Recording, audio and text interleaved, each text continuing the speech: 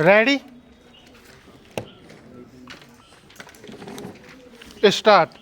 महोदय, उनके अनुसार इन वर्षों के दौरान भारत सरकार कश्मीर के लोगों को अलग करने की कोशिश करती रही है, जिसके बारे में भी उन्होंने कुछ उदाहरण दिए। लेकिन जो बीत गया सो बीत गया। अब हमें यह देखना है कि कश्मीर के वे नेता जो राजनीति की मुख्य धारा में सम्मिलित नहीं हुए हैं, उन्हें भी राजनीति की मुख्य धारा में सम्मिलित किया जाए। इस संदर्भ में मैं कहूँगा कि वहाँ चुनाव निश्चित रूप से स्वतंत्र और निष्पक्ष ढंग से कराए जाएं। इस महीने की 7 तारीख को जब वहाँ विधानसभा का पहले चरण का चुनाव संपन्न हुआ, मैं श्रीनगर में था और मुझे बताया गया था कि चुनाव कुल मिलाकर शांतिपूर्ण रहा। निस्संदेह इस बारे में कुछ आरोप और शिकायतें मिली कि कुछ लोगों ने मतदान केंद्रों पर कब्जा किया। मुझे आशा है कि भारत सरकार और चुनाव आयोग इस मामले की जांच करेगी। लेकिन उग्रवाद तो उग्रवाद है, उससे तो सख्ती से ही निपटना होगा। लोगों का अब उग्रवादियों से मोह भंग हो गया है। घाटी के लोगों का उग्रवादियों से मोह भंग हो गया है और अब पाकिस्तानी षड्यंत्रों के बारे में उनकी अपनी राय है। लेकिन हमें कश्मीर के लोगों के प्रति न केवल निष्कपटता दिखानी होगी, अपितु हमारी सहानुभूति, दया, सद्भावना और मित्रता भी दिखानी होगी। हमें उनकी भावनाओं का आदर करना चाहिए। यही एक तरीका है जिससे हम कश्मीर को भारत के एक भाग के रूप में रखने में समर्थ होंगे। मुझे विश्वास है जिसके लिए जम्मू और कश्मीर के अधिकांश लोग तैयार हैं। उनके पास अपना नागरिक प्रशासन, अपनी प्रजातांत्रिक संस्था और राजनीतिक प्रक्रिया में उनकी अपनी भागीदारी होनी आवश्यक है, जिसके लिए भारत सरकार को आवश्यक कदम उठाने चाहिए। महोदय, वास्तव में कश्मीर बहुत अधिक पिछड़ा हुआ है। इसके लिए कौन जिम्मेदार है? वहाँ क्या स्थिति है? हर कोई इसके बारे में जानता है। लेकिन इस स्तर पर मैं बेरोजगारी की समस्या के बारे में उल्लेख करना चाहूँगा, जिसका RSP के मेरे मित्र ने अभी उल्लेख किया। उन्होंने शिक्षा और बिजली के क्षेत्रों में अपर्याप्त विकास के बारे में भी उल्लेख किया। बिजली उत्पादन और वितरण हेतु अलग से रखा गया धन कश्मीर की आवश्यकताओं के अनुरूप नहीं है। इसके अतिरिक्त हमारे बहुत से शिक्षा संस्थानों को भी क्षति पहुंची है और सड़कें भी अच्छी नहीं हैं। सभा के कई माननीय सदस्यों ने विगत वर्ष हमारे चरार-ए-शरीफ जाने के पश्चात इस मामले की ओर सभा का ध्यान दिलाया है। जैसा कि मेरे मित्र ने भी इस तथ्य का उल्लेख किया है कि कश्मीर के अफसरों में भ्रष्टाचार व्याप्त है। अब भी कुछ लोग हैं जो निहित स्वार्थों और धन की जमाखोरी के लिए बहुत कुछ कर रहे हैं।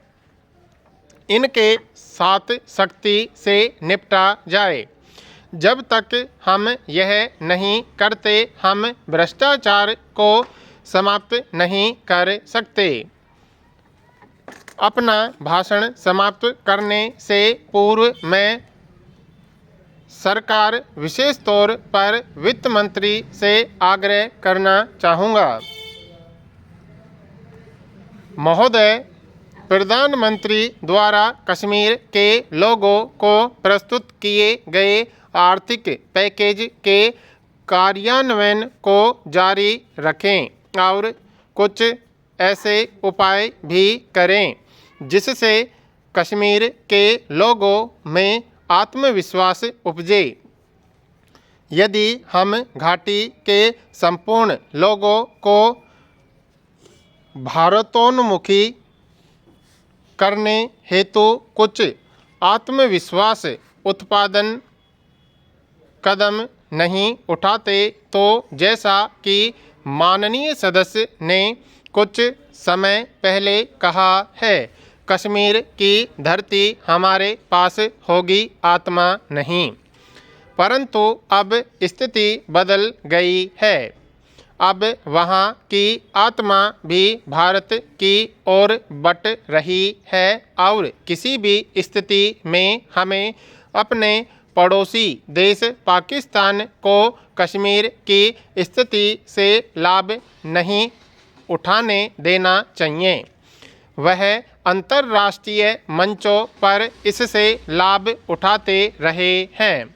वे इसे हिंदू मुस्लिम समस्या का रंग देते हैं। मुझे आशा है कि सभा के सभी सदस्य तथा सभी राष्ट्रीय और क्षेत्रीय दल इस एक कार्य में एकजुट रहेंगे कि कुछ भी ऐसा न हो जिससे कश्मीर मामले को हिंदू मुस्लिम समस्या का रूप देकर पाकिस्तान भारत के विरुद्ध अपने आंदोलन को तेज कर सके। यह हिंदू मुस्लिम समस्या तो किसी भी तरह से नहीं है। कश्मीर भारत का अभिन्न अंग है। इसे भारत का अभिन्न अंग ही बनाए रखना है, जिसके लिए हमें कश्मीर के लोगों के प्रति अपनी सहानुभूति, सद्भावना और सहायक दृष्टिकोण और मैत्री भावना प्रदर्शित करनी है। इन शब्दों के साथ मैं वित्त मंत्री द्वारा प्रस्तुत बजट का समर्थन करता हूं। उपाध्यक्ष महोदय, माननीय वित्त मंत्री द्वारा जम्मू कश्मीर के लिए बजट प्रस्ताव का समर्थन करते हुए मैं इस विषय पर अपने विचार प्रकट करना चाहूँगा। दलगत राजनीति में पड़े बिना कई दशकों से यह सदन भारतीय संघ में जम्मू और कश्मीर राज्य की एकता और विकासात्मक गतिविधियों के प्रति अपना संपूर्ण समर्थन देता रहा है।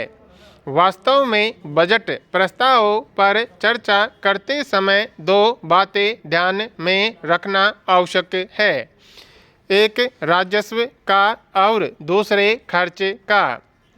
एक ही पक्ष की ओर अधिक झुकाव का मुझे कोई औचित्य प्रतीत नहीं होता। घाटी तथा जम्मू और कश्मीर तथा लद्दाख में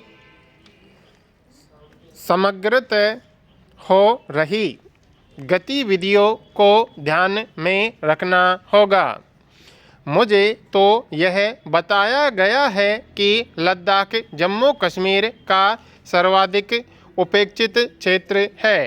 इस क्षेत्र में आर्थिक गतिविधियों को बनाए रखने और उसे गति प्रदान करने को सर्वोच्च प्राथमिकता दी जानी चाहिए। जहाँ तक जम्मू कश्मीर के राजस्व पक्ष का प्रश्न है, तो वहाँ पर विद्यमान राजनीतिक अनिश्चितता के कारण यह दशकों से अवरुद्ध हो रहा है। जब हम यह कहते हैं कि संपूर्ण जम्मू कश्मीर भारत का अभिन्न अंग है तो इसमें कोई दूसरा पक्ष नहीं रहता। जैसा कि पूर्व गृह मंत्री ने कहा, चाहे कश्मीर भौतिक रूप से भारत का अंग रहा है परंतु उसकी आत्मा अभी भारत में नहीं है। वह है अवश्य। मैं यह नहीं कहता कि वह नहीं है, कुछ सीमा तक वह वहाँ है। वास्तव में आत्मा के एक अंश का नहीं अपितु संपूर्ण आत्मा का भारत की आत्मा के साथ एकीकरण आवश्यक है।